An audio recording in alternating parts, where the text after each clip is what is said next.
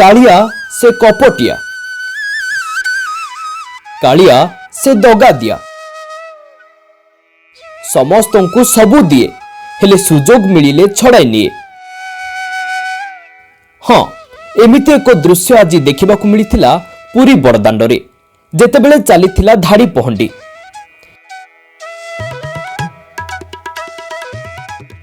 तेबे कालिया एथर आउ काहाकु नुहे निज गेल्हेई हलदीमुखी भौणी सुभद्रा और बड़ भाई बलभद्र को ठकी देछि।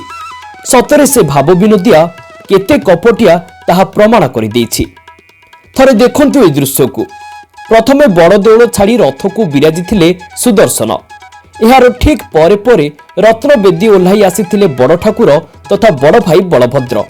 पछकु सेवायत माने देवी सुभद्रा को शून्य शून्य रे तांको दर्प दलन रथ को टेकी आनिथिले। बास प्राय 1.5 घंटा धरी होइतिला एही तीनी ठाकुर को धाड़ी पहंडी। मात्र सूर्य देवतांको कोप किछि कम नथिला। तातीरे सिजुथिले भगवानंकर भक्त माने। जगार बड़ भाई और भौणी भी सेई तातीरे आसी निज रथरे विराजी थिले। हेले सेतेबेलकु रत्नवेदीरु ओह्लाई 22 पाहाचरे पहुंची सारिथिले जगत ठाकुर जगन्नाथ। हेले जगत निज मनर मालिक बोधे से ताती संभाली पारि नथिला। आउ सीधा ऑर्डर पहुंची इंद्रदेवंक पाखरे। भाई और भौणी को ठकी कालिया निज पई वर्षा आदेश देदेला।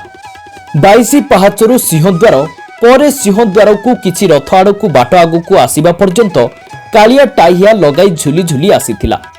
आउ एबे एबे जोररु उठिथिबा सत्वे वर्षारे बेस किछि समय भिजिथिला। आउ निज सह निज भक्तंकु तातीरु सम्यक त्राही देई कालिया शांते जाई बसी जाइथिले निज नंदी घोषरे। तेबे एहा कालियार कपट नुहे तो आउ कोन? ब्यूरो रिपोर्ट, दिनांक टीवी।